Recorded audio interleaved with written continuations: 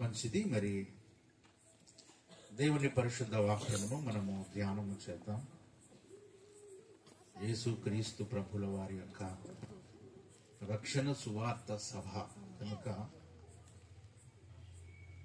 దేవుడు అనుగ్రహించు రక్షణ అనేది ఎట్టిది, అటువంటిది అనేది, రక్షణ అంటే ఏంటి, యేసు అనుగ్రహించే రక్షణ ఏమిటి ఇత్యాది విషయాలన్నీ కూడా మనము దేవుని యొక్క వాక్యములో నుంచి మనం చూద్దాం.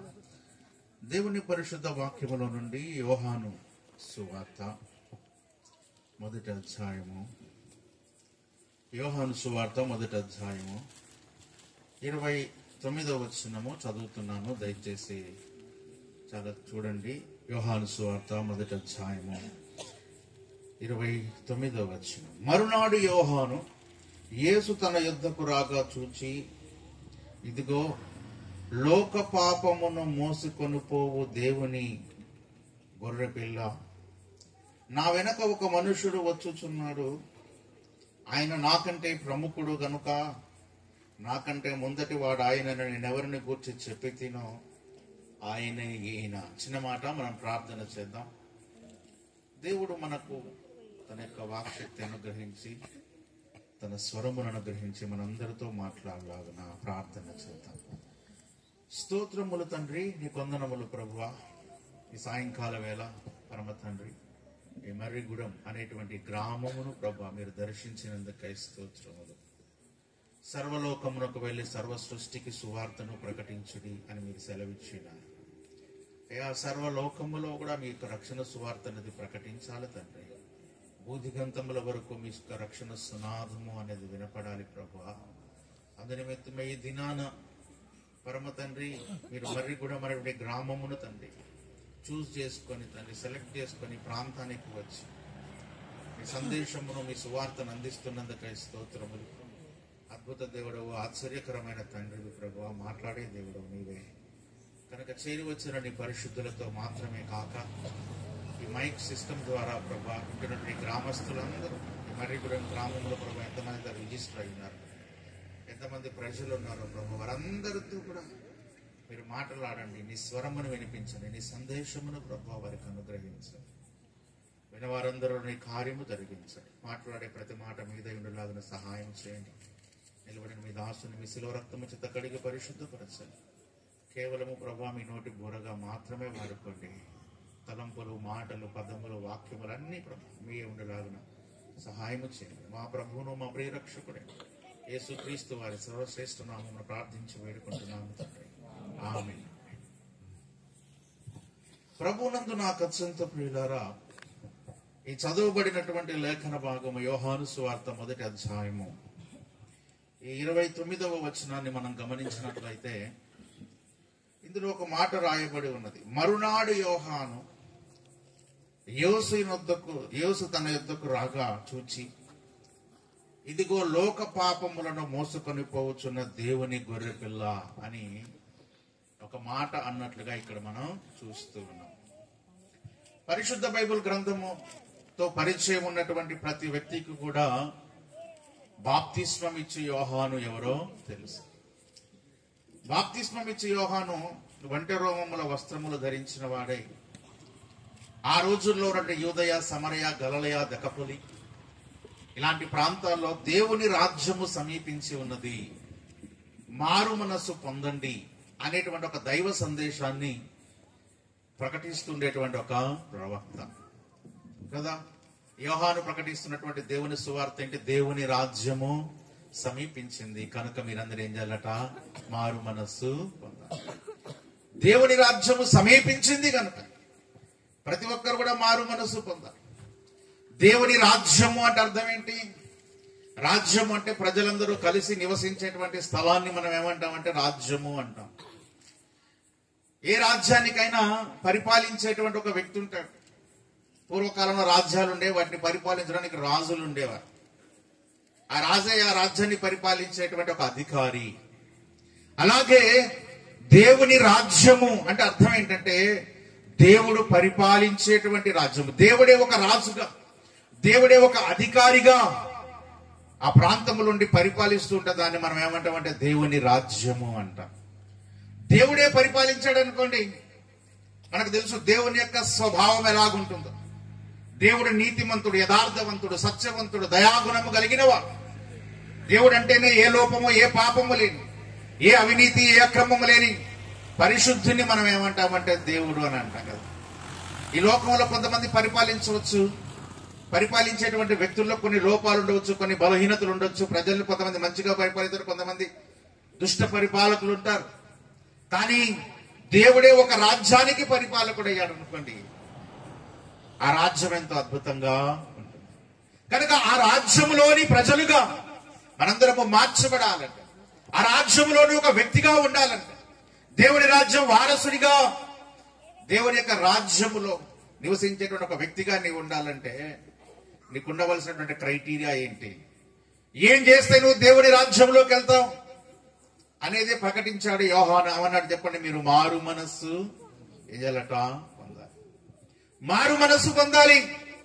మారు మనస్సు అంటే అర్థం ఏంటి అంటే మనస్సు మార్చుకొనుట, అభిప్రాయాలు మార్చుకొనుట.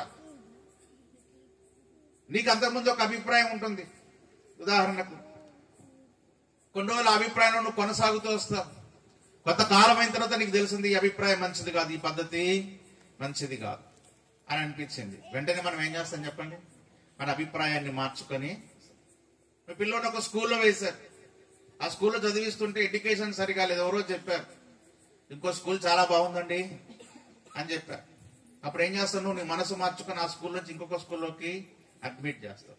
అంటే చేంజింగ్ యువర్ ఒపీనియన్. మీకున్నటువంటి అభిప్రాయాన్ని మార్చుకోవడాన్ని మనం ఏమంటామంటే మారు మనస్సు అంటాం. మరి ఇక్కడ మనమేం మార్చుకోవాలి? ఏ మనస్సు మార్చుకోవాలి అంటే, నీ మనస్సులో ఏదైతే ఇంతవరకు పాపము ఏలుబడి చేస్తూ వచ్చిందో, నిన్ను ఏదైతే పాడు చేస్తూ వచ్చిందో, ఏదైతే నిన్ను దేవునికి దూరం చేస్తూ వచ్చిందో, ఆ అలవాట్లు కానీ, ఆ వ్యవహారం కానీ, ఆ స్వభావమును కానీ నువ్వు మార్చుకుంటే అప్పుడు నువ్వు ఎక్కడికి వెళ్తావు చెప్పండి? దేవుని యొక్క రాజ్యంలోనికి వెళ్తావు. ప్రియ సహోదరి సహోదరుడా, ఈ లోకంలో మనం ఎలాగైనా జీవించవచ్చు. ఈ లోకంలో మనం జీవించేటప్పుడు అది మన చాయిస్ కాదు కదా. ఇప్పుడు నువ్వు ఏ గ్రామంలో పుట్టాలో నీ చాయిస్ కాదు, అది నువ్వు ఏ ఊర్లో పెరగాలో నీ చాయిస్ కాదు కదా. అంటే అర్థం ఏంటి? కొంతమంది హైదరాబాద్లో జన్మిస్తున్నారు, కొంతమంది ముంబైలో, కొంతమంది లాస్ ఏంజల్స్లో జన్మిస్తున్నారు, కొంతమంది ఏమో రకరకాల ప్రాంతాల్లో జన్మిస్తున్నారు. మనం ఏం అనుకోలేదు కదా నేను ఇల్లందులో పుట్టాలనో లేకుంటే మీరు పలానా ప్రాంతంలో జన్మించాలని ఎవరు అనుకోలేదు. That is the choice of the God. దేవుడు అలా నిర్ణయించాడు.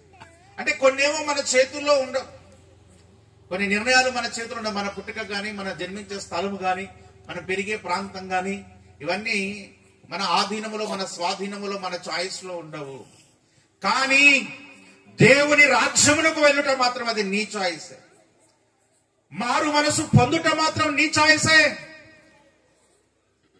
ఏ దేవుణ్ణి వెంబడించాలి, ఏ దేవుణ్ణి వెంబడిస్తే, ఎలా మనం నడుచుకుంటే పరలోక రాజ్యానికి, నిత్య రాజ్యానికి, దేవుని రాజ్యానికి వెళ్తామో ఆ చాయిస్, ఆ ఛాన్స్ అదంతా ఎవరికి ఇచ్చారు చెప్పండి? దేవుడు నీకే ఇచ్చాడు. ఒక పాట ఉంటుంది, రెండే రెండు దారులు ఏ దారి కావాలో, ఒకటి పరలోకం, ఇంకొకటి. రెండే దారులు ఉన్నాయి. ఈ రెండు దారులలో you have to select and you have to choose the way which you want to travel. ఏ మార్గంలో వెళ్ళాలి, ఏ ద్వారం గుండా వెళ్ళాలి, ఏ ప్రాంతానికి వెళ్ళాలి అనేది ఎవరి చాయిస్ అంటే చెప్పండి? అది నీ చాయిస్, నీ చేతుల్లోనే ఉంది. పరలోకం వెళ్ళాలన్నది నీ చాయిసే, పాతాళం వెళ్ళాలన్నా కూడా నీ చాయిస్. అయితే పరలోకము ఎలా వెళ్ళాలో, దేవుని రాజ్యములోనికి ఎలా వెళ్ళాలో ఒకవేళ నీకు తెలియకపోతే అలా తెలియజేసేటువంటి మార్గమే రక్షణ సువార్త. ఆ సువార్తను ఆ రోజు బాప్తిస్మం ఇచ్చి యోహాను ప్రకటిస్తూ వచ్చాడు. ఎవరిని ప్రకటించాడు? దేవుని రాజ్యము సమీపించింది కనుక మీరేం చేయాలట?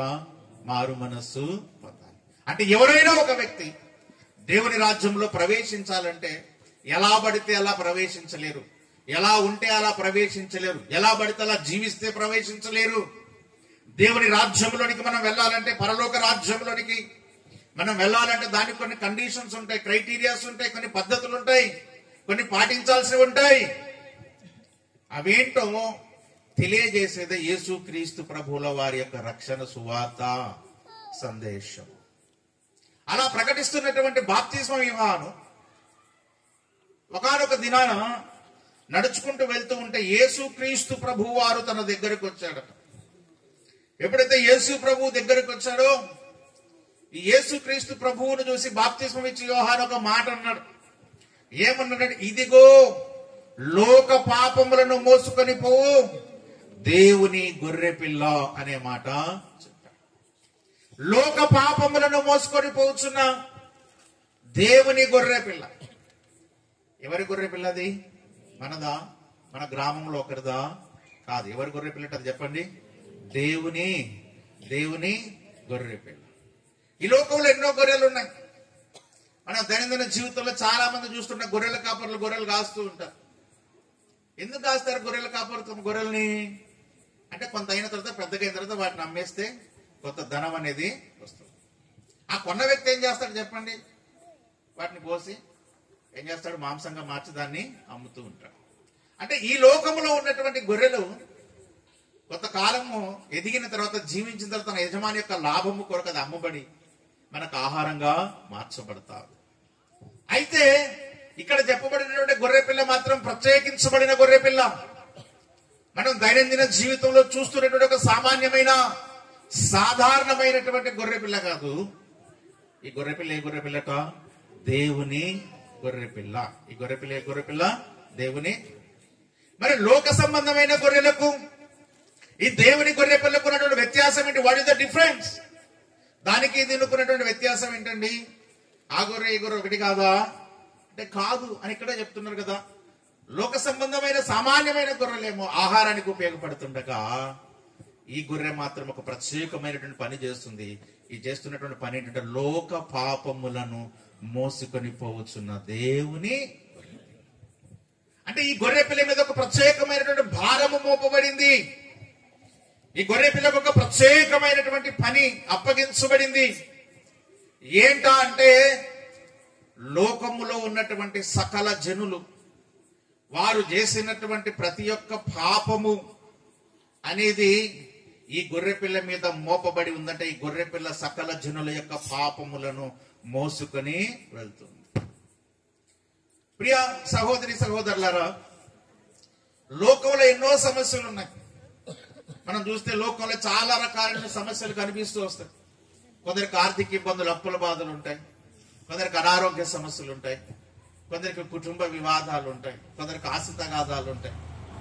కొందరికేమో శాంతి సమాధానం నెమ్మది లేదు. కొందరికేమో వివాహం కాదు. కొందరికేమో ఉద్యోగం ఉండదు. కొందరికేమో ఆదాయం ఉండదు. ఇలా చూసుకుంటూ పోతే లోకంలో రకరకాలైనటువంటి సమస్యలు ఉంటాయి. అయితే ప్రతి సమస్య కూడా ఒక పరిష్కారం అనేది ఉంటుంది. కానీ లోకములో ఉన్నటువంటి అతిపెద్ద సమస్య, ఎవరు పరిష్కరించలేని సమస్య ఏంటా సమస్య అంటే పాపము. ఏంటి చెప్పండి ఆ సమస్య? ఎందుకంటే బైబిల్ గ్రంథం చెప్పింది పాపము వలన వచ్చు జీతము మరణము. పాపము వలన వచ్చు జీతం ఏంటట? మనం అనొచ్చు మరణం ఏముందండి, అందరూ చనిపోతేనే ఉన్నారు కదా, అది పెద్ద సమస్య ఏంటి అని మీరు అనుకోవచ్చు. ప్రియులారా, పరిశుద్ధ బైబిల్ గ్రంథములో 2 రకములైనటువంటి మరణములను గూర్చినటువంటి ప్రస్తావన ఉన్నది. ఒక మరణమేమో సామాన్యంగా సహజంగా ఈ లోకంలో అందరూ మరణించేటువంటి ఒక సామాన్యమైన మరణము, భౌతిక మరణం. అది అందరికీ సంప్రాప్తిస్తుంది, అది అందరికీ చెందుతుంది. అది ఏదో ఒక రోజు ప్రతి ఒక్క వ్యక్తి మరణించాల్సిందే, భౌతిక మరణం. కానీ బైబిల్ చెప్పేటువంటి 2వ మరణం ఉన్నది. అదేంటనంటే నరకము లేదా అగ్నిగుండము. ప్రకటన గ్రంథం 20వ అధ్యాయంలో ఒక విషయం. మొదటి మరణాన్ని ఎవరము తప్పించుకోలేం. కానీ 2వ మరణం అనేది తప్పించుకోవడం, అగ్నిగుండము నుంచి తప్పించుకోవడం మాత్రం ఒక మార్గం అయితే మొదటి మరణం అందరికీ సంప్రాప్తిస్తుందండి, అది సహజంగా జరిగే విషయం. కానీ 2వ మరణం అందరికీ ఉండదు. 2వ మరణం నుండి తప్పించుకోవాలి. ఎవరు ఈ 2వ మరణంలో పాలు పొందుతారంటే ఎవరైతే పాపము చేస్తారో, ఎవరైతే పాపంలో జీవిస్తూ వస్తారో వారందరికీ సంప్రాప్తించేటువంటి మరణమే ఈ 2వ. మరి రెండవ మరణం నుంచి తప్పించబడం అనేది అనుకున్న ప్రధానమైన సమస్య ఏంటంటే పాపము కదా. ఏంటా సమస్య? పాపం అంటే అర్థం ఏంటి అసలు? What is called as sin? దీన్ని మనం పాపం అంటాం అని అంటే సామాన్యంగా ఈ లోకంలో పాపం అనేది నిర్వచనం హత్యలు చేస్తున్నది, పెద్ద దొంగతనాలు చేస్తున్నది, దాన్నే మనం చాలాసార్లు పాపంగా భావిస్తూ వస్తాం. కానీ గుర్తుపెట్టుకోవాలి, బైబిల్ ఏం సెలవిచ్చిందంటే ఆజ్ఞాతిక్రమమే పాపము. ఏం చెప్పండి? ఆజ్ఞాతిక్రమమే పాపము. మరి ఆజ్ఞ అంటే ఏంటి? దేన్ని మనం ఆజ్ఞ అంటాం? ఆజ్ఞ అంటే అర్థం ఏంటంటే ఒక పని చేయవలసినటువంటి విధానము, నడుచుకోవలసినటువంటి విధానము, దాన్ని మనం ఏమంటాం చెప్పండి? ఆజ్ఞ అంటాం. ఏమంటాం? ఆజ్ఞ. ఇప్పుడు మనం రోడ్డు మీద వెళ్తా ఉంటాం. భారతదేశం యొక్క చట్టాల ప్రకారం ఏ వ్యక్తి అయినా సరే బండి నడిపేటప్పుడు రోడ్డుకి ఎటు సైడ్ నడపాలా? లెఫ్ట్ సైడ్ నడుపుకుంటూ వెళ్ళాలి. రైట్ సైడ్ వెళ్ళారనుకోండి ఏమవుతుంది? యాక్సిడెంట్ అవుతుంది, రూల్ బ్రేక్ చేసినట్టు అవుతుంది. తర్వాత మీరు సిగ్నల్ దగ్గరికి వెళ్ళడానికి రెడ్ కలర్ సిగ్నల్ పడంగానే ఏం కావాలా? ఆగాలి. ఆగకుండా ముందుకు పోతే ఏమవుతుంది? పెనాల్టీ, ఫైన్ ఇంపోజ్ అవుతుంది కదా. అంటే అవేంటి చెప్పండి? రెడ్ సిగ్నల్ పడగానే ఆగాలి, అదొక ఆజ్ఞ. అది ఎవరు రూల్ చేశారు, ఫ్రేమ్ చేశారు? Indian constitution, Indian government. అంటే ఆజ్ఞ అంటది. ఎలా నడుచుకోవాలో చెప్పేదాన్ని మనం ఏమంటాం చెప్పండి? ఆజ్ఞ అంటాం. ఆ ఆజ్ఞను అతిక్రమిస్తే ఏమవుతుంది? ఫైన్ అవుతుంది. అలాగే బైబిల్లో కూడా దేవుడు చాలా ఆజ్ఞలు చెప్పాడు. ఎప్పుడైతే ఒక ఆజ్ఞను, ఒక చిన్న ఆజ్ఞను మీరినా అదేమవుద్దట? ఆజ్ఞాతిక్రమం అవుతుంది, పాపము అవుతుంది. కాబట్టి మానవుడు పుట్టిన దగ్గర నుంచి పెరిగి పెద్దవాడై చనిపోయేంత వరకు తన జీవితంలో ఏదో ఒక రోజు, ఏదో ఒక సందర్భంలో ఒక్కసారైనా సరే దేవుడిచ్చినటువంటి ఆజ్ఞను అతిక్రమించే ఉంటాడు. ఒక్కసారైనా సరే దేవుడిచ్చిన ఆజ్ఞను మీరే ఉంటాడు. మనం ఒకసారి మీరినా గానీ ఏమవుతుంది చెప్పండి? ఏమవుతుంది? ఆజ్ఞాతిక్రమం. మనం అనుకోవచ్చు ఒకసారే కదా నా జీవితకాలం, అంటే ఒక్కసారేనా? మనం ఒకసారి మిస్టేక్ చేసిన.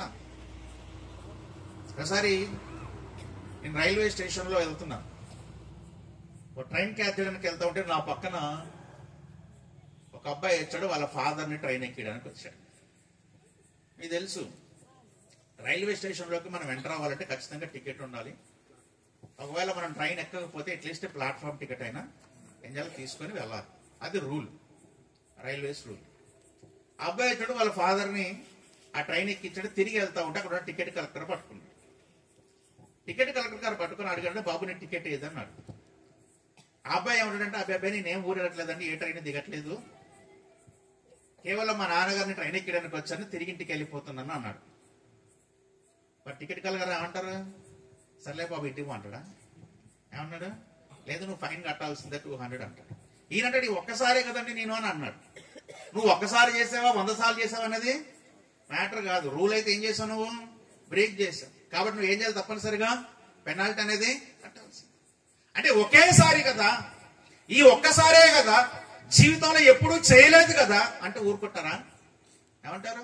నువ్వు ఫైన్ కడితేనేమో ఇంటికి వెళ్తావు, లేకపోతే జైలుకి వెళ్తావు అంట. అంతే మన జీవితంలో కూడా నేనేం పెద్ద తప్పేం చేయలే కదా, నేను ఒక్కసారే చేస్తాను కదా, ఒక్కసారే అతిక్రమించానంటే ఒక్కసారే సరిపోతుంది. ఒక్కసారి ఆజ్ఞను అతిక్రమించిన అదేమైపోతుంది చెప్పండి? పాపము.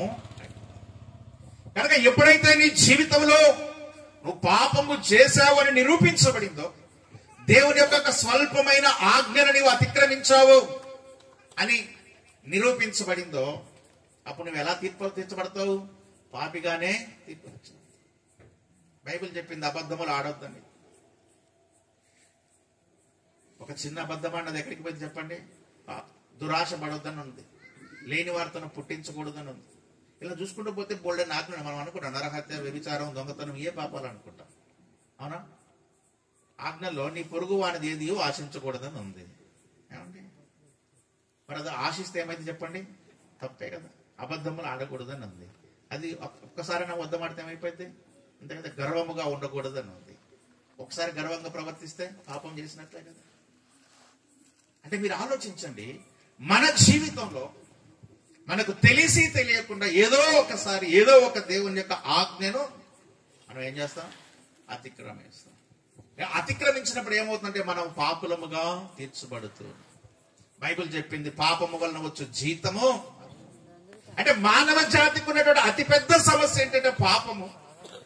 ఏ భేదము లేదు, మనుషులందరూ ఏం చేసి పాపము చేసి దేవుడు అనుగ్రహించు మహిమను పొందలేకపోతున్నారు. ఏ భేదము లేదంటే అర్థం ఏంటి? ఏ భేదం లేదంటే పురుషులని స్త్రీలని లేదు, వృద్ధులని పిల్లలని లేదు, పలానా కులం వారని లేరు, పలానా మతం అని లేదు, పలానా దేశం అని లేదు. ఈ ప్రపంచంలో నువ్వు ఏ దేశంలో ఉన్నా, నీది ఏ ప్రాంతమైనా, ఏ మతమైనా, ఏ కులమైన, ఏ భాష అయినా, ఏ భేదము లేదు. Irrespective of cost, religion, state, country, language, what ever it may be, అది ఏదైనప్పటికీ మనము పాపము చేశామని చెప్పి బైబిల్ చెప్తాం. ఇప్పుడు ఎవరైనా ఒక వ్యక్తికి ఒక వ్యాధి వచ్చిందంటే అట్లా ఉంటారు మీరు చెప్పాలి. ఈ రోజుల్లో ఏదైనా ఒక వ్యాధి వచ్చింది, మీకు ఒక బలహీనత వచ్చింది, ఒక జ్వరం వచ్చింది, లేకుంటే ఇంకేదో వచ్చింది, అలానే మనం ఇంట్లో ఉంటామా? ఏం చేస్తాం? మనం వెంటనే డాక్టర్ దగ్గరికి వెళ్తాం. దేనికి? మనకున్నటువంటి ఒక వ్యాధిని తగ్గించుకోవడానికి, దాని ద్వారా మెడిసిన్ తీసుకొని రికవర్ అవ్వడానికి వెళ్తాం. మరి ఈ లోక సంబంధమైన వ్యాధి వస్తే దాన్ని తగ్గించుకోవడానికి నువ్వు వెంటనే డాక్టర్ దగ్గరికి వెళ్తున్నావు కదా. పాపమును కూడా దేవుడు రోగముతో పోల్చాడు. పాపమును కూడా దేవుడు దేంతో పోల్చాడు? పాప రోగము అన్నాడు. ఏమన్నాడు చెప్పండి? మరి పాపం ఎలా తొలగిపోయింది? పాపం వల్ల వచ్చి జీతం మరణం అన్నారు. శిక్షకు పాత్రలం అయిపోయాం. మరి ఈ శిక్ష ఎలా తొలగించుకోవాలి? ఆ శిక్ష ఏంటంటే నిత్య నరకమే. దాన్ని ఎలా తప్పించుకోవాలి? ప్రియ సహోదరి, రాత్రి దేవుడు నీతో మాట్లాడుతున్నాడు. పాపం వల్ల కలుగు జీతమా మరణం నుంచి నువ్వు తప్పించుకోవాలంటే నువ్వేం చేయాలో, ఎలా జీవించాలో, ఎలా బ్రతకాలో, ఏం చేస్తే నువ్వు నిత్యత్వంలోకి వెళ్తావో, నిత్య జీవంలో జయించగలుగుతావో దేవుని యొక్క వాక్యం సెలవిస్తుంది. ప్రియులారా, మీరు గమనించండి. ఈ పాపము అనేటువంటి వ్యాధి పోవాలంటే మనం ఏం చేయాలి? సామాన్యంగా ఈ లోకంలో ఒక వ్యక్తికి ఒక వ్యాధి వస్తే డాక్టర్ గారి దగ్గరికి వెళ్తే అట్లీస్ట్ ఈ రోజుల్లో ఎంత ఖర్చు అయితే అండి? ఒక ప్రైవేట్ హాస్పిటల్కి వెళ్ళారనుకోండి, ఒక సామాన్యమైన జ్వరంకైనా కనీస పక్షం ఎంత? ఒక 1000 రూపాయలని అయితే కాదు, అవునా కదా? ఈజీగా అయితే కదా. ఇంకేదైనా కొంచెం డిఫికల్ట్ డిసీజ్ అనుకో, అట్లీస్ట్ ఒక 50,000 నుంచి 1,00,000 రూపాయలని అవుతాయి. అవును, అంటే మెడికేషన్ ఎంత కాస్ట్లీ అయిపోయిందో మీకు తెలుసు. ఖర్చు పెట్టకుండా ఎవరు కూడా ఫ్రీ ట్రీట్మెంట్ అనేది చేయరు. మరి ఈ లోకపు వ్యాధులకే మనం ఖర్చు పెట్టాల్సి వస్తే, మరి పాపం అనే వ్యాధి నుంచి మనం విడిపించబడాలంటే మనం ఎంత ఖర్చు పెట్టాలి, మనం ఎంత క్రయం చెల్లించాలి, ఎంత డబ్బు చెల్లించాలి అనేటువంటి ఒక ప్రశ్న వస్తుంది. నిజంగా పాపం అనే వ్యాధి తొలగించుకోవాలంటే మనం డబ్బులు ఖర్చు పెట్టాలా? పాప వ్యాధి నుంచి మనం బయటపడాలంటే, నిత్య నరకము నుంచి మనం బయటికి వెళ్ళాలంటే ఎంత క్రయం చెల్లించాలి, ఎంత వెల చెల్లించాలి అని ఒకవేళ మీరు ఆలోచిస్తున్నారేమో. నీ పాపం అనే రోగము పోవడానికి, నిత్య నరకము నుంచి తప్పించబడి నిత్యోత్సవంలోకి వెళ్ళడానికి నువ్వు ఏ ఒక్క రూపాయి కూడా చెల్లించాల్సిన పనేలే. దేవుడు ఒక అద్భుతమైనటువంటి ఏర్పాటు చేశాడు. దాన్నే మనం ఈరోజు ఈ రాత్రి చదువుకున్న మూల వాక్యంగా ఏంటా చెప్పండి? ఆ వాక్యము, ఇదిగో లోక పాపములను మోసుకొని పోవచ్చున్న దేవుని గొర్రె పిల్ల. ఎవరి పాపాలట? ఆ ఒక్క గొర్రె పాపమా? పక్కింటోళ్ళ పాపమా? ఎదిరింటోళ్ళ పాపమా? లేదా మరిగూడ వాళ్ళ ఒక్క పాపమా? ఇల్లందోళ్ళ పాపమా? ఖమ్మముల పాపమా? ఎవరి పాపం? ఎవరి పాపం? లోక పాపములన్నిటినీ. అంటే లోకములో ఎంతమంది ఉన్నారు? ఎన్ని కోట్ల మంది ఉన్నారు? వారందరి యొక్క పాపములను మోసుకొని పోతున్నది ఒకే ఒక, ఎవరట చెప్పండి? గొర్రె పిల్ల. ఒకే ఒక గొర్రె. ఆ ఒక్క గొర్రె పిల్ల నీ పాపమునకు ప్రాయశ్చిత్తం చేస్తుంది. ఆ ఒక్క గొర్రె పిల్ల నీ పాపమును భరిస్తూ మోస్తూ వెళ్తుంది.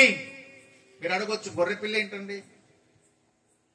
గొర్రె పిల్ల ఎలా లోక పాపాలని భరిస్తుంది, మోస్తుంది అంటే, బైబిల్లో యేసుక్రీస్తు ప్రభువు వారు రక్షకుడుగా మనకు కనిపిస్తుండగా ఆయనకు అనేకమైనటువంటి పేర్లు ఉన్నాయి. అనేకమైన వాటితో యేసుక్రీస్తు ప్రభువు వారిని పోల్చారు. ఆ పోలికలలో ఒక పోలిక ఏంటంటే గొర్రె పిల్లతో దేవుణ్ణి పోల్చారు, గొర్రె పిల్లతో యేసుక్రీస్తుని పోల్చారు. ఎందుకు గొర్రె పిల్లతో పోల్చారంటే, మీరు గనుక పాత నిబంధన గ్రంథంలోకి మీరు వెళ్తే, ఈ పాత నిబంధన గ్రంథంలో దేవుడు ఏర్పాటు చేసినటువంటి ధర్మశాస్త్రములో ఏ వ్యక్తి అయినా సరే ఒక తప్పిదము, ఒక పాపము అనేది చేస్తే ఆ పాపం యొక్క పరిహారార్థము కొరకు వాళ్ళు ఏం చేయాలట అనంటే, ఒక గొర్రె పిల్లను కానీ ఒక పొట్టేలును కానీ వాళ్ళు ఏం చేయాలట చెప్పండి, దాన్ని అర్పించాలి. లేవియాకాండము 4వ అధ్యాయము మీరు చూసినట్లయితే 3వ వచనం, ప్రజలు అపరాధులగునట్లు అభిషిక్తుడైన యాజకుడు పాపము చేసిన ఎడల తాను చేసిన పాపమునకై నిర్దోషమైన కోడెదూడను యెహోవాకు పాప పరిహారార్థ బలిగా అర్పింపు. అతడు ప్రత్యక్షపు గుడారం యొక్క ద్వారమునకు యెహోవా సన్నిధిని ఆ కోడెను తీసుకొని వచ్చి కోడె తల మీద చెయ్యి ఉంచి యెహోవా సన్నిధిని, అలాగే 6వ వచనం 3వ అధ్యాయం చూస్తే, ఒకడు అర్పించినది గుర్ర మేకలోనైనా అది మగదే గాని ఆడదే గాని నిర్దోషమైన దాన్ని తీసుకురావాలను. అతడు అర్పించిన అర్పణ గొర్రె పిల్ల యెహోవా సన్నిధి దాన్ని తీసుకొని రావలేను అనే మాట. అంటే చూడండి, ప్రజలలో ఎవరైనా సరే అపరాధం చేస్తే, ప్రజలలో ఎవరైనా తప్పిదం చేస్తే ఏం చేయాలట? వారి పాపము పోవునట్లుగా పాపమునకు బలి అర్పించాలి. ఎలా అర్పించాలి? ఒక గొర్రె పిల్లను కానీ ఒక కోడె దూడను కానీ తీసుకొని రావాలి. ఇక్కడ మీరు బాగా గమనించండి. తీసుకొని వచ్చిన తర్వాత ఏం చేయమన్నారు? అక్కడ తీసుకొని వచ్చినాక ఏం చేయమన్నారు చెప్పండి? ఆ కోడె మీద ఏముంచాలట? చెయ్యి ఉంచాలట. ఆ కోడె మీద ఏం చేయాలట చెప్పండి? చెయ్యి. ఆ కోడె మీద చెయ్యి ఎందుకు ఉంచాలి? మీరు అధ్యాయం మొత్తం చదివితే చాలా చోట్ల చాలా రిఫరెన్సెస్ ఉంటాయి. ఏ బలి పశువును తీసుకొని వచ్చినా అదొక వ్యక్తికి గాని ఒక సమాజానికి గాని యాజకుడికి గాని వివిధ వర్గాల ప్రజలు ఎవరు పాపం చేసినా ఒక గొర్రె పిల్లని అర్పిస్తున్నప్పుడు ఆ బలిచ్చే సమయంలో వారందరూ ఏం చేయాలంటే ఆ గొర్రె పిల్ల యొక్క తల మీద చెయ్యి పెట్టాలి. ఏం చేయాలి చెప్పండి? ఆ గొర్రె పిల్ల మీద ఎందుకు పెట్టాలి? ఏమంటే గొర్రె పిల్ల యొక్క తల మీద చెయ్యి పెట్టకుండా బలి అర్పిస్తే అర్పణ కాదా? అది అంగీకరించబడదా? అది పరిహారం చేయదా అంటే ఆలోచించండి. ఎందుకు దేవుడు ఆ గొర్రె పిల్ల యొక్క తల మీద చేయించమని చెప్పాడనంటే, అక్కడ ఒక స్టేట్మెంట్ మనం ఇస్తున్నాం, సాదృశ్య రూపంగా ఒక సందేశాన్ని మనం ప్రకటిస్తున్నాం.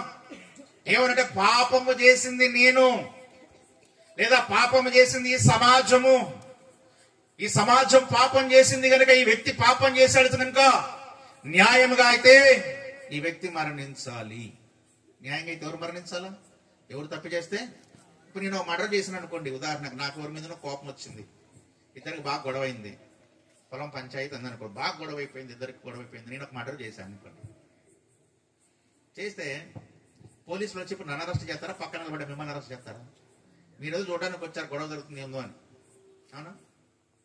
నేను ఇంకొక వ్యక్తి గొడవ పెట్టుకున్నాను, కోపావేశం నేను ఒక వ్యక్తిని హత్య చేశాను. ఇప్పుడు పోలీసులు వచ్చి ఎవరిని అరెస్ట్ చేయాలా? హత్య చేశాను నన్ను కదా, చూడడానికి వచ్చిన మిమ్మల్ని చేస్తారా? మీరేమంటారు చేస్తే? బాబు పలానా అశోక్ హత్య చేశాడు, మరి హత్య చేస్తుండగా దూరంగా నిలబడి నువ్వు చూసినా కనుక నువ్వు కదా జైలుకి అతను బదులు అని అనుకోండి. మీరేమంటారా? ఇది ఎక్కడ న్యాయం సార్? ఆయన మర్డర్ చేశాడు, నేనేదో పొలం పని అట్లా పోతా ఉంటే కనపడితే ఇక్కడికి వచ్చాను, నన్ను ఎందుకు అరెస్ట్ చేస్తారు అంటారా? ఎవరు తప్పు చేస్తే ఆ వ్యక్తి శిక్షింపబడాలి. ఎవరు తప్పు చేస్తే అతడికే పనిష్మెంట్ రావాలి. కానీ ఇక్కడ చూడండి, ఆశ్చర్యంగా సమాజం పాపం చేసింది, వ్యక్తి పాపం చేశాడు కాబట్టి శిక్ష పొందవలసింది ఆ వ్యక్తి, మరణం రావాల్సింది ఆ వ్యక్తి. కానీ దేవుడు ఏం చేశాడు తెలుసా? ఆ వ్యక్తికి బదులుగా అతని పాపము కొరకు, అతని పరిహారము కొరకు ఏం చేశాడట? ఒక గొర్రె పిల్లను తీసుకుని వచ్చి అక్కడ పెట్టాడు. పెట్టి ఆ గొర్రె పిల్ల తల మీద ఏమన్నారు చెప్పండి? చెయ్యి ఉంచాలి. చెయ్యి ఉంచిన అర్థం ఏంటో తెలుసా? పాపము చేసింది నేను, అసలైతే మరణించవలసింది నేను, శిక్ష పొందవలసింది నేను, కానీ నా స్థానంలో ఈ గొర్రె పిల్ల ఏమైపోతుంది? చనిపోతుంది. నేను మరణించవలసిన స్థానంలో ఈ గొర్రె పిల్ల అర్పించబడుతూ ఉంది. నా శిక్షను ఈ గొర్రె పిల్ల భరిస్తుంది, వహిస్తుంది, పొందుకుంటుంది అని చెప్పడానికి దేవుడు ఏం చేశాడు చెప్పండి? పాప పరిహారార్థ బలి, అపరాధ పరిహారార్థ బలి అర్పించేటప్పుడు ఏం చేశాడు? ఆ గొర్రె పిల్ల యొక్క తల మీద ఎవరైతే పాపం చేస్తారో వారి చేతులు ఉంచాలని. నా స్థానంలో ఈ గొర్రె పిల్ల చనిపోతుందండి. కనుక నా పాపం కొట్టివేయబడుతుంది, నా ప్రాణం రక్షింపబడుతుంది అనేటువంటి ఒక సందేశం ప్రకటించబడుతుంది. మరి అలా ఎన్ని రోజులు ఇచ్చుకుంటూ వెళ్ళిపోతాం, ఎన్ని గొర్రెలు ఇచ్చుకుంటూ వెళ్ళిపోతాం. కాబట్టి సర్వలోక మానవాళి పాపము చేసింది కనుక పాపం చేసిన వ్యక్తి శిక్షింపబడాలి, మరణించాలి. కానీ దేవుడు ఏం చేశాడనంటే ఈ మనుషులందరూ చేసినటువంటి పాపమును వారి మీద మోపక ఆ పాపములన్నీ ఇప్పుడు ఎవరి మీద మోసుకున్నాడట చెప్పండి? లోక పాపములను మోసుకొని పోసిన దేవుని గొర్రె పిల్ల. అంటే లోకములో ఎంతమంది ఉన్నారో, ఆదాము మొదలుకొని ఆఖరి వ్యక్తి వరకు ఎంతమంది ఉన్నారో అంతమంది యొక్క పాపములను ఎవరు మోసుకొని పోతున్నారట? ఎవరు మోసుకుపోతున్నారట? అందుకే చూసారా, దయచేసి చూడండి, దేవుడు అందుకనే మనందరి పాపములు ఆయన మీద మోపాడని చెప్తుంది రోమాపత్రిక. దయచేసి 2వ కొరింథీ పత్రిక 5వ అధ్యాయము, 2వ కొరింథీ పత్రిక 5వ అధ్యాయము 19. అదేమనగా దేవుడు వారి అపరాధములను వారి మీద మోపక క్రీస్తునందు లోకమును తనతో సమాధాన పరచుకొనొచ్చు, ఆ సమాధాన వాక్యమును మాకు అప్పగించు. 21 చూడండి. ఎందుకనగా మనమాయనేదో దేవుని నీతి అగునట్లు పాపమెరుగని ఆయనను మన కోసము పాపముగా చేస్తాం. ఈ 2 వాక్యాలు మీరు అర్థం చేసుకుంటే, పాపం చేసిందేమో మనం, మరణించాల్సింది మనం, శిక్ష పొందాల్సింది మనం. కానీ దేవుని వాక్యం ఏం సెలవిస్తుందంటే ఇక్కడ మీరు చూసారా, దేవుడు వారి అపరాధములను వారి మీద.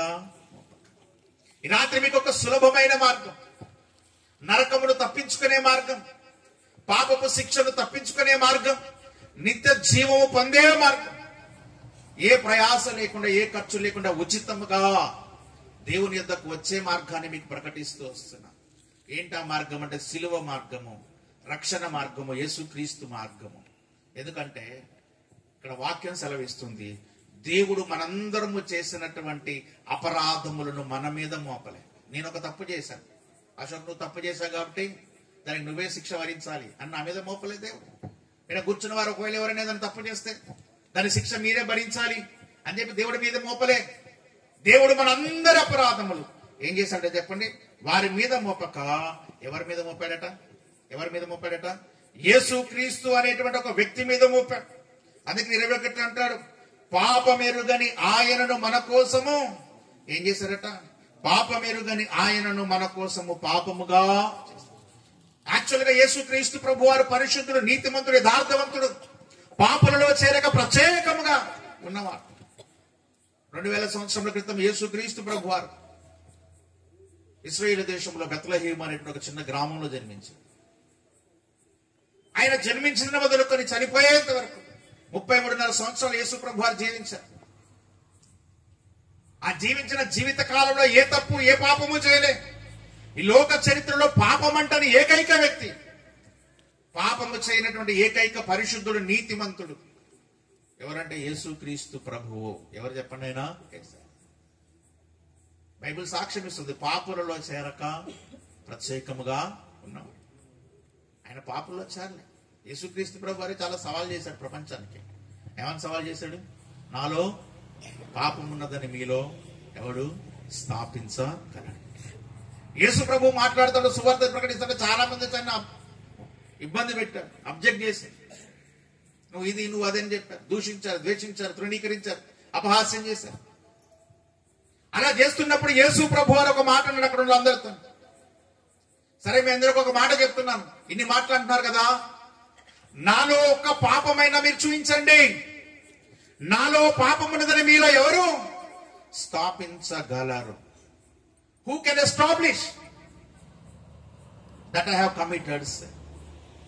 నేను పాపం చేశానని, నాలో పాపం ఉన్నదని మీరు ఒక్కరైనా సరే, ఒక్క ఇన్సిడెంట్ అయినా, ఒక నేరమైన, ఒక రుజువైనా చూపించగలరా అంటే ఎవరన్నా చూపించారా? మీరు చెప్పాలా?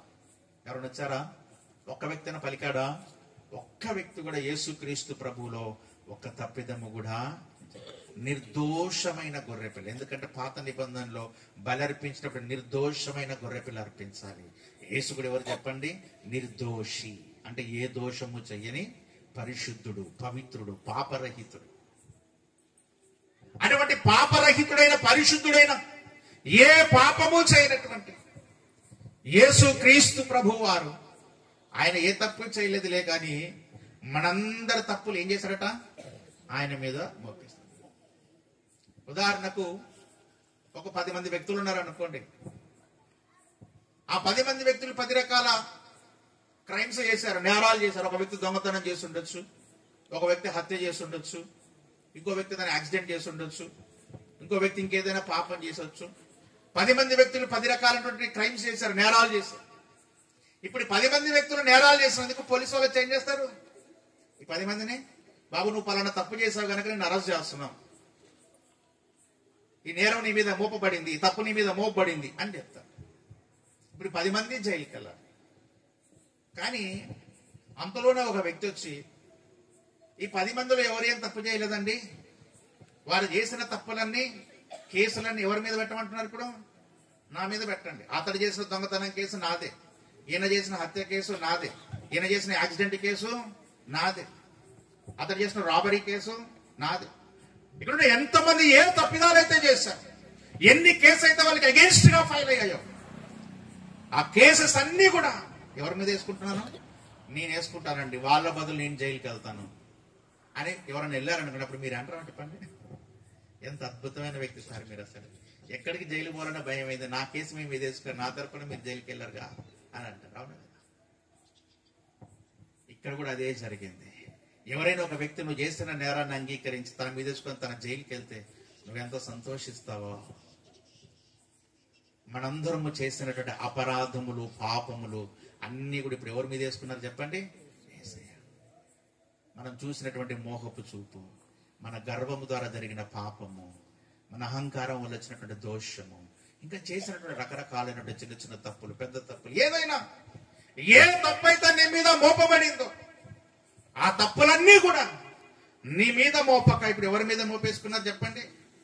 యేసు క్రీస్తు ప్రభు. అందుకని ఆయన లోక పాపములను మోసుకొని పోవచ్చున్న దేవుని గొర్రెపిల్ల. స్వతహాగా ఆయన ఏ తప్పు చేయలేదు, ఆయనలో ఏ పాపము లేదు. పాపం అంటే పరిశుద్ధుడు కానటువంటి పరిశుద్ధుడైనటువంటి దేవుడు ఏం చేశాడు? నీ పాపము, నా పాపము, మనందరి పాపము కూడా ఆయన మీద మోపుకొని ఆయన మీద వేసుకుని ఆ పాపమునకు శిక్ష ఆయన అనుభవించాడు కదా. అందుకని రోమపత్రిక 8వ అధ్యాయము దయచేసి 3వ వచనం చూసినట్లయితే మాట ఉంటుంది.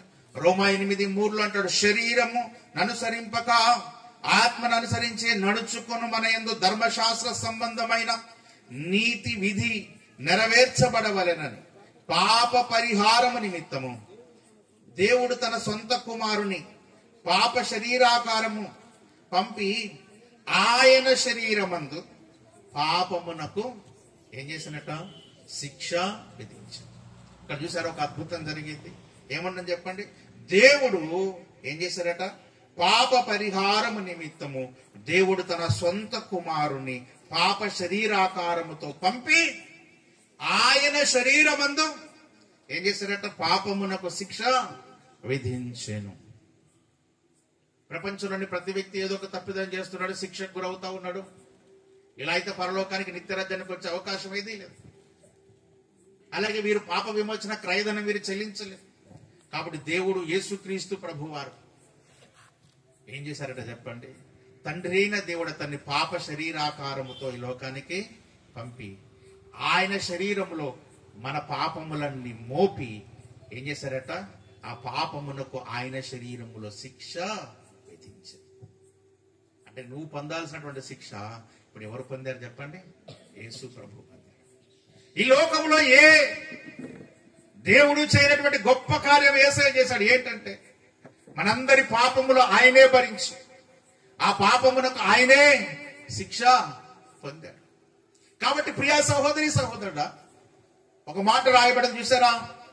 8వ అధ్యాయం ఆరంభం వచ్చినప్పుడు, కాగా ఇప్పుడు క్రీస్తు యేసునందున్న వారికి ఏ శిక్షా విధి లేదు. క్రీస్తు యేసునందున్న వారికి ఏ శిక్షా విధి ఎందుకు లేదు? క్రీస్తు యేసునందున్న వారికి ఎందుకు ఏ శిక్షా విధి లేదు? ఎందుకు లేదంటే క్రీస్తు యేసునందు విశ్వాసం ఉంచిన వారు ఏ దోషములైతే చేశారో ఆ దోషములన్నీ తానే భరించి వాటికి శిక్ష తానే వహించాడు. అందుకని యేసు క్రీస్తు ప్రభు వారు చాలా మంది అంటూ ఉంటారు, దేవుడు అంటే ఏంటి?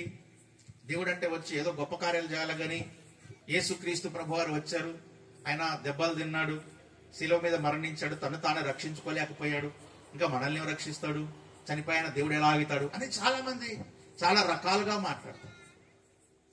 మనం ఒక మాట గమనించాలి. యేసుక్రీస్తు ప్రభువారు ఈ లోకానికి వచ్చినప్పుడు తన సువార్త ప్రకటిస్తున్నప్పుడు ఒక మాట అన్నాడు. ఏమన్నాడు చెప్పండి? మనుష్య కుమారుడు పరిచారము చేయించుకొనుటకు రాలేదు గాని ఎదట పరిచారము చేయుటకును అనేకులకు ప్రతిగా విమోచన క్రయధనముగా తన ప్రాణమును అర్పించుటకు. యేసు ఈ లోకానికి వచ్చిందే తన ప్రాణమును ప్రాణ విమోచన క్రయధనముగా, నీ పాప విమోచన క్రయధనముగా చెల్లించడానికే యేసయ్య వచ్చాడు. ఏదో యాక్సిడెంటల్ గా చచ్చిపోలేదు, ఏదో అనుకోని విధంగా రోమా సైనికులతో పట్టుకుంటే పిలాతు శిక్ష విధిస్తే తీసుకెళ్లి శిల వేసినట్టు కాదు. కొన్ని వందల సంవత్సరాల క్రితమే జగత్ పునాది వేయబడక మునిపే ఈ శిలువ యజ్ఞము, ఈ శిలువ కార్యము నిర్ణయించబడింది. అందుకుండగా జగదుత్పత్తి మొదలుకొని వధింపబడిన దేవుని గొర్రె పిల్ల ఈ భూమికి పునాదులు వేయకమునుకుంది. ఆకాశమును రాకముందే, ఈ జగత్తు ఉత్పత్తికి కాకమునిపే దేవుడి యొక్క అనాది కాల సంకల్పంలో ఒకానొక దినాన మానవులు ఉద్భవిస్తారు, జన్మిస్తారు, పాపములు పడిపోతారు, దేవునికి దూరం అయిపోతారు. తిరిగి వారి నాతో సమాధాన పరుచుకోవాలంటే అది వారి వల్ల కాదు. కాబట్టి నేనే నా ప్రాణమును అర్పించి విమోచన క్రయధనముగా చెల్లించి తిరిగి వారి నాతో సమాధాన పరుచుకుంటానని దేవుడు ఏం చేశాడు ముందే. కానీ చాలా మంది అమాయకంగా అంటారంటే దేవుడు అంటే చచ్చిపోతాడా అని అంటా ఉంటారు. అది అజ్ఞానపు మాట. ఎందుకంటే చనిపోవడానికే అనేకులకు ప్రతిగా విమోచన క్రయధనముగా ప్రాణమును అర్పించడానికే వచ్చాడు యేసయ్య. అంటే యోహాను సువార్తలో యేసు ప్రభువు అంటాడు, నా అంతట నేనే నా ప్రాణాన్ని ఏమన్నాడు ఆయన, అది పెట్టుటకును మరలా తీసుకొనుటకును ఎవరికుందా అధికారం? రోమ సైనికులకుందా? యూదా మత పెద్దలకుందా? ప్రధాన యాజకులకుందా? ఎవరికుంది? యేసయ్య ఒక్కడికే ఉంది. ఆయన అనుకున్నాడు కాబట్టి ఆయనను తను అప్పగించుకున్నాడు కాబట్టి రోమా సైనికులు అరెస్ట్ చేయగలిగారు. తను అప్పగించుకున్నాడు కాబట్టి పిలాతు శిక్ష విధించగలిగాడు. తను అప్పగించుకున్నాడు కాబట్టి మేకులు కొట్టగలిగారు, ఉమ్ము ఊయమగలిగారు, గడ్డం పెరిగివేయగలిగారు, కొరడాతో కొట్టగలిగారు. యేసుక్రీస్తు ప్రభువారు ఒక్క నిమిషం కనుక నాకు ఈ విషయం వద్దు, ఈ మరణము వద్దు అని అనుకుంటే అక్కడ ఒక్కడైనా ఉంటాడా? మీరు ఆలోచించుంటారా? అసలు యేసు ప్రభువారు అరచడానికి వచ్చినప్పుడే ఆయన ఇట్లా అన్నాడు. అంతే వచ్చిన రోమా సైన్యం అంతా ఏమైందట? ఎన్ని కోతలు పడ్డారు, పట్టుకోలే, ఇంకా చూస్తేనే పడిపోయారట. మీరు ఆలోచించండి. ప్రభు ఏమన్నాడు? నేను ప్రార్థన చేస్తాను నా తండ్రి ఎంతమందిని పంపిస్తున్నాడు అని మీరు ఆలోచించాలి. యేసు బలహీనుడు కాదు. యేసు తన మరణంను తప్పించుకోలేనంత శక్తిహీనుడు కాదు. అసలు సువార్త అర్థం చేసుకోండి. యేసు ప్రభు ఈ లోకానికి వచ్చిందే దేనికట? తన ప్రాణమును అర్పించడానికి. He has decided to give his life as a sacrifice. ఒక పాప పరిహారము కొరకు తన ప్రాణమును అర్పించడానికి యేసయ్య లోకానికి వచ్చింది. నిజంగా యేసుక్రీస్తు ప్రభువారు తాను తిన్న కొరడా దెబ్బలు ఎవరు తినాలంటే మనం తినాలి కదా. ఆయన ముఖం మీద ఉమ్మేశారు, ఆ శిక్ష మనది. ఆయన గడ్డం పెరిగివేయబడింది, ఆ శిక్ష మనది. తిన్న కొరడా దెబ్బలు మనవి, సెలవు వేయవలసింది మనం. నిజంగా మనం వింటా ఉంటేనే చాలా బాధ కలిగి అనుభవిస్తే అట్లా ఘోరంగా ఉంటుంది. మీరు ఆలోచించండి కదా, చాలా దారుణంగా. అయినా సరే ఆ శిక్ష నీవు పొందకూడదని యేసయ్య నీ కొరకు 40 కొరడా దెబ్బలు తిన్నాడు. యేసయ్య నీ కొరకు ముఖం మీద తను ఉమ్మేయించుకున్నాడు. యేసుక్రీస్తు ప్రభువారు అవమానించబడ్డారు. దేనికి చెప్పండి? నీకోసమే. దూషింపబడి బదులు దూషించలేదు. ఎవరో చంపేస్తే చనిపోలేదండి యేసు ప్రభు. నీ కోసం నా కోసం తన ప్రాణమును పెట్టడానికి చనిపోతాడని తెలిసి చనిపోవడానికే. ఇప్పుడు మీరు నేను ఎందుకు వచ్చాను ఈ ఊరంటే, ఏమో సార్ నాకు తెలియదు, ఇట్లా రోడ్డు మీద పోతుంటే కనపడరు కాబట్టి వచ్చి కూర్చున్నాను అంటున్నా. ఎందుకు వచ్చానంటే నేను ఏం చెప్తాను? పలానా మరి కూడా ఉన్నటువంటి గ్రామంలో సువార్త సభ ఉంది, అక్కడ సువార్త ప్రకటించడానికి వెళ్తున్నానని చెప్తాను కదా. అవునా? ఆ జ్ఞానం కలిగి వస్తామా? మరి యేసు ప్రభు కూడా అంతే. ఈ లోకానికి ఎందుకు వచ్చాడైనా? అనేకులకు ప్రతిగా విమోచన క్రయధనముగా తన ప్రాణమును అర్పించడానికి వచ్చాడు. కాబట్టి ప్రియ సహోదరి సహోదరుడా, ఈ రాత్రి నీ పాపమునకు పరిహారం చెల్లించబడింది. నీ పాప విమోచన క్రయధనము కలువరి శిలువలో యేసుక్రీస్తు ప్రభు వారు చెల్లించాడు. నీకోసం రక్తం కార్చాడు. కాబట్టి రాత్రి నువ్వు చేయాల్సింది ఏం లేదు, ఒకటే ఒక పని. నీకోసం ఎవరైతే క్రయధనం చెల్లించారో, నీకోసం ఎవరైతే ప్రాణం పెట్టారో ఆ యేసుక్రీస్తు ప్రభు దగ్గరికి వచ్చి, యేసయ్య నా పాపములను క్షమించండి, నా దోషములను క్షమించండి, నీ రక్తముతో నన్ను కడగండి అని ఒక చిన్న ప్రార్థన మీరు చేయగలిగితే యేసుక్రీస్తు ప్రభు వారు కులము, మతము, ప్రాంతము, భాషా భేదము ఏది చూడకుండా ప్రతి ఒక్కరిని కూడా తన శిలువ రక్తముతో ఏం చేస్తాడు చెప్పండి? కడిగి పరిశుద్ధులుగా చేస్తాడు.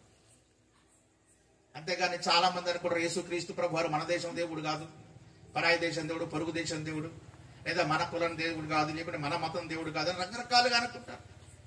బైబిల్ చెప్పింది యేసుక్రీస్తు అందరికీ ప్రభువు. అందరికంటే అందులో ఎవరు వస్తారు? అందరూ అంటే ఎవరు వస్తారు? ఓన్లీ ఖమ్మం వాళ్ళు వస్తారా? కొత్తగూడెం వాళ్ళు వస్తారా? మరిగూడెం వాళ్ళు వస్తారా? ఏమంటే తెలంగాణ వాళ్ళే వస్తారా? ఎవరు వస్తారు? భారతదేశంలో ఉన్న ప్రతి వ్యక్తి వస్తాడు, ప్రపంచంలో ఉన్న ప్రతి వ్యక్తి కూడా వస్తాడు. ఆయన అందరి కోసం ప్రాణం పెట్టాడు. కాబట్టి ప్రియ సహోదరి సహోదరుడా, చాలా సులభము రక్షణ పొందడం అనేది. ఎంత సులభం అంటే మీరు ఆలోచించండి. ఒక్క మాట చెప్పుకుందాం. రోమాపత్రిక 10వ అధ్యాయము 9వ వచనం, అదేమనగా యేసు ప్రభు అని నీ నోటితో ఒప్పుకొని దేవుడు మృతులలో నుండి ఆయనను లేపెనని నీ హృదయమందు విశ్వసించిన యెడల నీవు ఏమవుతాట? అది రక్షణ పొందాలంటే ఏం చేయనక్కర్లేదు, ఎంతో దూరం ప్రయాణం చేయాల్సిన అక్కర్లేదు, డబ్బులేం ఖర్చు పెట్టాల్సిన అక్కర్లేదు. నువ్వు ఎక్కడ కూర్చున్నావో నీ ఇంట్లో, నువ్వు ఏ స్థలంలో కూర్చున్నావో ఆ స్థలంలోనే నీ హృదయంలో 2 పనులు చేయి. ఏం చేయాలంటే చెప్పండి? యేసు ప్రభు అని నీ నోటితో ఒప్పుకొని దేవుడు ఆయనను మృతులలో నుండి లేపాడు అని నువ్వు విశ్వసిస్తే నువ్వేమైపోతావు? ఆటోమేటిక్ గా రక్షింపబడతావు. ఇంతకంటే సులభం ఉంటుందండి? మనం ₹1,00,000 అడిగారా? ₹1,00,00,000 అడిగారా? లేకపోతే ఇంకేదైనా ఉపకార్యాలను ఏమని చెప్పారా? ఎగిరి దూకమని చెప్పారా? ఏం చెప్పలేదే. ఏమన్నా చెప్పండి. రక్షణ పని ఎంత సులభమట. నువ్వు ఎక్కడ కూర్చుంటావు అక్కడ ఒక 2 పనులు చేయి. యేసే దేవుడు అని ఒప్పుకో నోటితో. ఏం చేయాలట?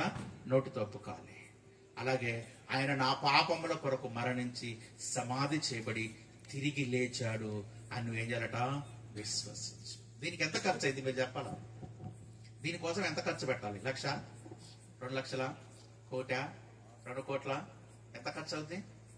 ఏదైనా ఊరికి వెళ్ళాలన్నా, ఏదైనా కొండ ఎక్కాలన్నా, కొండ దిగాలన్నా, ఏమైనా చేయాలన్నా ఏం చేయనక్కర్లేదు కదా. నువ్వు నీ ఇంట్లో కూర్చుండగా నువ్వు ఎక్కడైతే ఉన్నావో అక్కడనే ఏం చేయొచ్చు?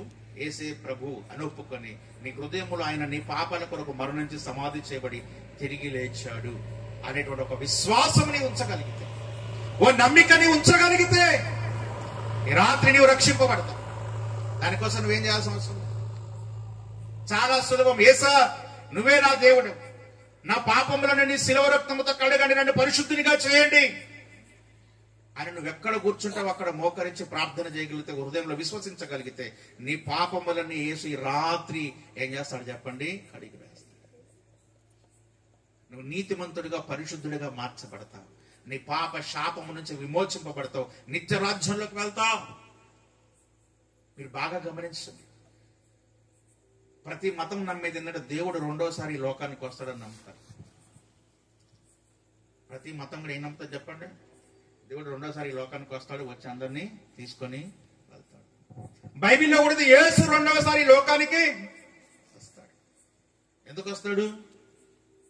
మొదటిసారి అంటే గొర్రె పిల్లలాగా వచ్చాడు. 2వసారి ఎట్లా వస్తాడు? కొదమ సింహం లాగా వస్తాడు. ఎట్లా వస్తాడు ఆయన? 2వసారి ఎందుకు వస్తాడు యేసు ప్రభు అంటే తన యందు విశ్వాసం ఉంచిన వారిని తనతో పాటు తీసుకుని వెళ్ళడానికి వస్తాడు 2వసారి. అయితే 2వసారి ఈ లోకానికి రావడానికంటే ముందు ఒక పని జరగాలి. ఏంటో తెలుసా? సకల రాజ్యములలో దేవుని యొక్క సువార్త ప్రకటించబడి. ఈ రాత్రి దేవుడి గ్రామాన్ని బాగా ప్రేమించాడు కాబట్టి రాత్రి దేవుడి సభను ఏర్పాటు చేశాడు. ఇక్కడ దేవాది దేవుడు ఈ ప్రాంతాన్ని ఏర్పాటు చేసుకున్నాడు. ఈ రాత్రి ఈ గ్రామాన్ని ఏర్పాటు చేసుకున్నాడు. రాత్రి నేను త్వరలో రాబోతున్నాను ప్రియ కుమార్తె, నా సువార్త నీకు ప్రకటిస్తాను, నా చిత్తము నా సంకల్పం నీకు ప్రకటిస్తాను, వినండి, మారు మనసు పొందండి అని ప్రేమ కలిగిన దేవుడు ప్రేమించి ఈ రాత్రి గ్రామాన్ని దర్శించి గ్రామస్తులతో దేవుడు మాట్లాడుతూ వచ్చాడు. యేసు ప్రభు సజీవమైన దేవుడు, మాట్లాడే దేవుడు, దర్శించే దేవుడు, వచ్చే దేవుడు. మరి అనుకోవచ్చు మన మీద యాదృచ్ఛికంగా ఈ సభ ఇక్కడ పెట్టలే. దేవుడు అనుకున్నాడు, సంకల్పించాడు గనుకనే, అనేకులను ప్రేరేపించాడు గనుకనే, ఈ గ్రామానికి రావాలి అని దేవుడు అనుకున్నాడు గనుకనే, ఈ గ్రామంలోని ప్రజలకు తన సువార్తను, రాజ్యవార్తను ప్రకటించాలి అని అనుకున్నాడు గనుకనే ఈరోజు ఈ రాత్రి ఇక్కడ సభ ఏర్పాటు చేయబడింది. మాట్లాడేది నేను కాదు, ఎవరు మాట్లాడుతున్నారు? దేవుడే. ఈ గ్రామస్తులకు దేవుడు ఒక అవకాశం ఇస్తుంది. తన సువార్త వినేటువంటి ఒక అవకాశం, తన సంకల్పమును వినే ఒక అవకాశాన్ని దేవుడి రాత్రి ఈ ప్రజలకు ఇచ్చాడు. విని మారు మనసు పొందామా? విని ప్రభువుని అంగీకరిస్తామా? యేసు క్రీస్తు ప్రభు వారు ఏం చేస్తాడో తెలుసా?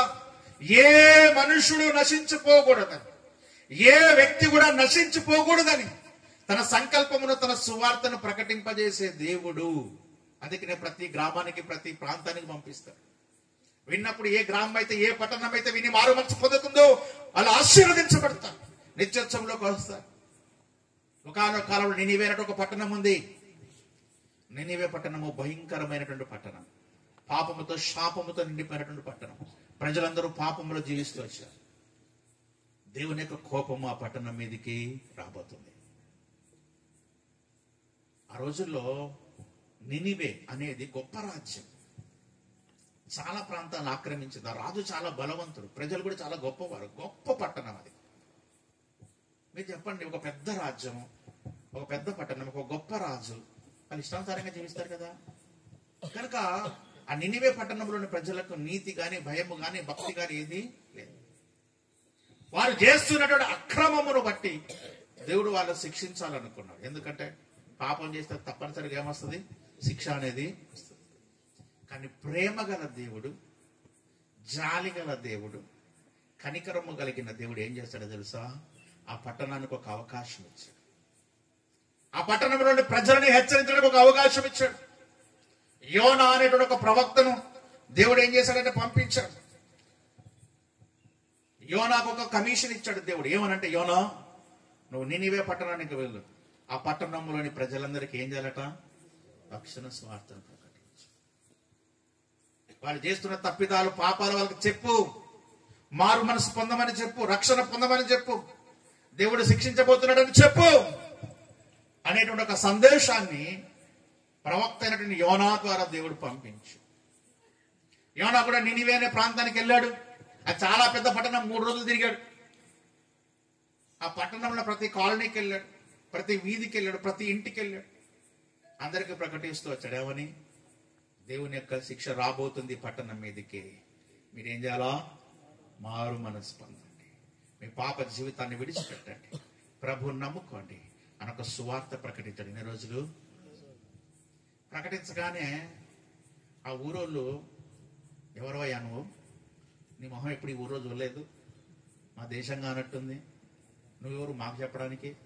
మా ఇష్టం వచ్చినట్టు మేము జీవిస్తాం, ఎక్కువ తక్కువ చేస్తే మాత్రం నీ సంగతి చూస్తాం అని బెదిరించారా? ఏమండి, బెదిరించారా? సామాన్యంగా మనకు ఎవరన్నా మంచి మాట చెప్పాడు, తమ్ముడు నువ్వు తాగొద్దంటే నువ్వు కూడా వెనక చెప్పడానికి అంటారు కదా. ఎవరన్నా బాగా ఏదో ఒక వ్యసనానికి బానిస అయిపోయాడు అనుకోండి, తమ్ముడు ఇంట్లో బాగా తాగి డబ్బులు వృధా అయిపోతున్నాయి, బానిస అయిపోయినా, భార్య పిల్లలు చూడు ఎంత పేదరికంలోకి వెళ్ళిపోయారు. అంతే కదా. ఒక వ్యక్తి త్రాగుడికి అలవాటు అనుకోండి, రోజుకు 300-500 ఖర్చు చేస్తాడు, సంపాదించిన 600 సగం డబ్బులు అట్టయిపోతాయి కదా. పిల్లలకి స్కూల్ ఫీజు కట్టలేరు, మంచి బట్టలు కొనేరు, మంచి ఆహారం తినలేరు. ఆ బ్రాండీ షాప్ అయినా బాగుపడతారు, కానీ మనం ఏమైపోతాం? ఆయన కథలు సొక్కేసుకొని తిరుగుతారు, మనమేమో. అవునా? దానివల్ల లాభమా నష్టమా? నువ్వు పొద్దున సాయం దాకా కష్టపడి రాళ్ళు కొట్టో లేకపోతే ఇంకేదో చేసావు, ఒక 600 రూపాయలు సంపాదించి తీసుకెళ్లి 300 ఆయనకి ఇచ్చి 300కి ఇస్తావు. ఆ 300 కూడా నీకే ఉంటే మీ పిల్లలు చక్కగా ఫ్రూట్స్ తింటారో, లేకపోతే చికెనో మటనో, హెల్దీ డైటో, నువ్వు కూడా మంచి స్కూల్లో చదివించుకోవడము. ఎందుకంటే చాలా మంది ఇలా ఈ వ్యసనాలకు అలవాటై డబ్బులన్నీ వేస్ట్ చేసుకొని ఏం చేశారు? పాడైపోయారు. ఈ రోజులు ఇంకొక కొత్త రోగం వచ్చింది జనాలకి. ఏందనంటే, అందరికీ స్మార్ట్ ఫోన్లు వచ్చి, ఆ జియో ఎయిర్టెల్ వచ్చి 5G నెట్వర్క్లో ఫ్రీ ఇంటర్నెట్ ఇచ్చేసరికి ఈ బెట్టింగ్ యాప్లు, తర్వాత ఏంటి ఆన్లైన్ బెట్టింగ్లు, ఆన్లైన్ గేమ్స్ ఆడి మొత్తం మొన్ననే మా ఇల్లందులో ఒక ఆయన ఆత్మహత్య చేసుకుంటే ఎంత అప్పు అయిందంటే 1 కోటి అయిందట. ఎంత అప్పు చేశాడు ఆయన? దేనికి? ఇల్లు కొనడా, ఫ్లాట్ కొనడా, 300 బిల్డింగ్ అని గట్టి అప్పు అయిందా, 10 ఎకరాల పొలం కానీ అప్పు అయిందా? అంటే ఏం లేదు. దేనికి? ఫోన్లో సరదాకి గేమ్స్ ఏం చేశాడట, దురాశ దుఃఖానికి ఇచ్చేటని దాన్ని అంటారు అనమాట. 1000 రూపాయలు పెడితే అంటే 5,000 వస్తాయి, 5,000 పెడితే ఒకేసారి 1,00,000 వస్తాయి. అంటే వీడు ఆశ కలిగి ఏం చేస్తాడు, అవతల సర్వర్లు కూడా అట్లా చేస్తాడు. నువ్వు ఫస్ట్ 2 గేమ్స్ ఆడినప్పుడు నీకు లాభం వచ్చినట్టు చేస్తాడు.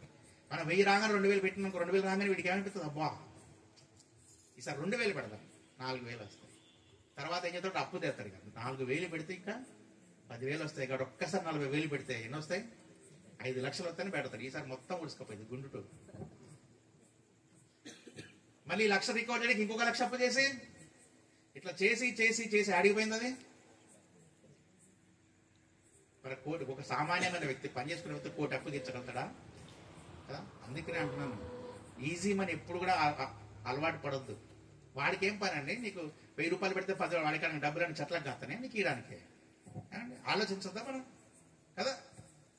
అంటే చాలా మంది, నాకు తెలిసిన కూడా బోల్డ్ మంది లక్షలు, ఒక ఆయన 20 లక్షలు పోగొట్టుకుని. ఎంత? ఇంకొక ఆయన ఉన్నాడు ఖమ్మంలో, గొప్ప వ్యక్తి. ఆయనకు మంచిగా ఫ్లాట్ ఉంది, అమ్మితే 1 కోటి రూపాయలు వచ్చినాయి. ఎంత వచ్చినాయి? మరి ఆ 1 కోటి బ్యాంకులు వేసుకోవడమో ఏదో ఒకటి చేయాలన్నా. ఆయన తీసుకొచ్చి ఎందులో పెట్టాడు, ఇందులో పెడితే 70 లక్షలు పోయినాయి. ఎన్ని పోయినాయి? ఇక వాళ్ళ ఆవిడ తిడుతుంది కదా, మామూలు తిట్లు కాదు. ఇక ఆయన ముఖం కనబడితే పొట్టు పొట్టు తిడుతుంది. ఊకుంటారు మరి ఆడోళ్ళు. సరే 150 అంటే పోనీ అని అనుకుంటారు. సరే 1,00,000 పోయినంటే ఏమనుకోవచ్చు, ఎంత పోగొట్టిండి సార్? 70 లక్షలు పోగొట్టిండు. పడుకున్న నిద్ర లేచిన అయ్యే గుర్తుకొస్తాను. ఎంత? అది సంగతి. మనకే గుండె ఆగిపోయింది. కానీ 70 లక్షలు అంటే మామది ఎంత పడుతుంది? ఒక లైఫ్ టైం దాన్ని సంపాదించడానికి. అవునా? జీవితకాలం అంతా కష్టపడితే 70 సంపాదించగలుగుతాం మనం. ఆడ ఒక రోజులో పోగొట్టాడు అండి. ఇంటికి వస్తే కర్రీ ఇరుగుతుందని చెప్తున్నది. మరి వాడు అప్పటికైనా గుర్తు తెచ్చుకోవాలా? మళ్ళీ మా ఫ్రెండ్ దగ్గరికి వచ్చి ఈ 30 పెట్టి ఆ 70 సంపాదిస్తా అంటాడు. ఏమంటే తమ్మి 30 అయినందుకు ఇంటి ముందు కన్నా రానిస్తున్నారు, ఈ 30 కూడా పోతే నువ్వు ఖమ్మంలో కూడా ఉండవు ఏమండి. అంటే చూడండి జనాలు ఎట్లా అంటే ఇట్లా దురాశ దుఃఖానికి చేయటన్నట్టుగా. ఏదో వాడు నిన్ను ఆశ పెట్టడానికి ముందు ఒక 1000 పెడితే 2,000 వస్తాయి, 2,000 పెడితే 4,000 వస్తాయి. ఇక బాగా వస్తున్నాయి అని చెప్పి మనం ఏం చేస్తామంటే అప్పులు తెచ్చి పెట్టి సంపాదిద్దాం అనుకుంటే ఈసారి మొత్తం పోయి బోడగుండ అవుతుంది.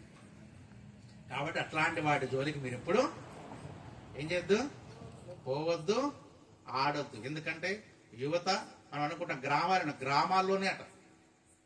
తెలుసా, షేర్ మార్కెట్ ట్రేడింగ్ లో కూడా అకౌంట్స్ అన్ని తెలంగాణ ఆంధ్రలో ఎక్కువ గ్రామస్తులే ఉన్నాడు. నేను ఆశ్చర్యపోయాను. ట్రేడింగ్ అంటే తెలుసుగా షేర్ మార్కెట్. ఇప్పుడు అంతా మీకు చెప్పలే కానీ చెప్తున్నాను. అంటే చూడండి చాలా మంది ఈ ఈజీ మనీకి అలవాటు అయిపోయి అప్పులు చేసి ఏం చేస్తున్నారు. కాబట్టి కష్టపడి సంపాదించండి, యథార్థంగా కష్టపడి సంపాదించండి. ఏమండి వచ్చిన డబ్బుతో సంతృప్తిగా ఉండండి. కానీ ఇక్కడ బెట్టింగ్ చేస్తాను, ఇక్కడ గేమ్ ఆడతాను, ఈ దీనిలో ఇన్వెస్ట్ చేస్తానని మీకు ఎవడో ఒకటి సోది కబుర్లు చెప్పి ఈ రోజుల్లో మీరు ఫోన్ చేసినా కానీ ఊక 5 నిమిషాల ముందు అదే అవుతుందిగా. అవునా? మీరు ఎవరికన్నా మీ చుట్టానికి ఫోన్ చేద్దాం అనుకో ఏమంటుంది, ఒక ఆమె మాట్లాడుతూ ఉంటది కదా, అపరిచితులు మీకు నేను ఒకసారి మర్చిపోయి ఎవడికి ఫోన్ చేసినావు మాట్లాడంగా ఇనంగా అవతల హలో అంటే నేను మీరెవరన్నా అంటాను. ఎందుకంటే విని విని విని అసలు మనం ఎవరికి చేసినావు, మనమే మర్చిపోయి వాళ్ళని నువ్వే చేసినావు కాన్న అంటాడు. నేనే చేసినా. అట్లా అయిపోయింది పరిస్థితి. మీకు కూడా అట్లా అయింది ఏమన్నా అంటే వాళ్ళు ప్రభుత్వం కూడా మంచి పని చేస్తుంది. ఎందుకు మనం అట్లాంటి మోసాల్లో కాబట్టి దానివల్ల ఏమైతే మనం ఎవడికి ఫోన్ చేసినా మర్చిపోతాం అంతే. అది సంగతి. అట్లా మనం ఎవరైనా సరే ఒక వ్యక్తి తప్పు చేస్తున్నప్పుడు హెచ్చరిస్తే వాడు ఏమంటాడు చెప్పండి, నువ్వేంది నాకు చెప్పింది. కానీ ఎవడైతే గద్దింపు విని లోబడతాడు వాడు ఏమవుతాడు చెప్పండి, ఆశీర్వదించు. అంటే నినివే పట్టణస్తుల దగ్గర కూడా దేవుని వాక్యం వచ్చింది. రాజు మొదలుకొని సామాన్యుల వరకు, అధికారులు, పెద్దలు, సామాన్యులు, పశువులు సైతం ఏం చేశాడు చెప్పండి, ఉపవాసం ఉండి ఏం చేశాట, గోనె పట్ట కట్టుకొని ప్రార్థన చేశారు. పాపముల విషయమే పశ్చాత్తాపడ్డారు. నిజమే ప్రభు, మేము పాపం చేశాం, దోషం చేశాం, దుర్మార్గంగా లంచాలు తీసుకొని బ్రతుకుతున్నాం, అపవిత్రమైన జీవితంలో ఉన్నాం, కనుక మా పాపాలను క్షమించండి అని దేవుని సన్నిధిలో మొరపెట్టారు, మోకరించారు, ప్రార్థించారు. దేవుడు ఏం చేశాడు వాళ్ళని, ఆ పట్టణం మీదకి శిక్ష రాకుండా దేవుడు ఏం చేశాడట, మొదట శిక్షిద్దాం అనుకున్నాడు, కానీ మారు మనసు పొందినప్పుడు ఆ పట్టణం మీదకి వచ్చిన శిక్ష ఏమైపోయిందట? అందుకనే దేవుడు అంటాడు, ఈ రాత్రి ఈ గ్రామము కూడా దేవుడు దర్శించాడు. దేవుని యొక్క సువార్తను ప్రకటిస్తున్నాడు. మారు మనసు పొందండి, నిజ దేవుని తెలుసుకోండి. యేసుక్రీస్తు ప్రభు వారు అందరికీ సమీపమైన దేవుడే. నా యొద్దకు వచ్చువాని ఎంత మాత్రము త్రోసివేసేవాని కాదు అంటాడు. యేసయ్య నువ్వు నాకు కావాలి అని నువ్వు వస్తే, నువ్వు ఎవరివైనా సరే, నీదే ప్రాంతమైనా, నువ్వు ధనికుడివా, పేదవాడివా, ఉన్నవాడివా, లేనివాడివా, నీదే కులం, ఏ మతం, ఏది అడగడు యేసు.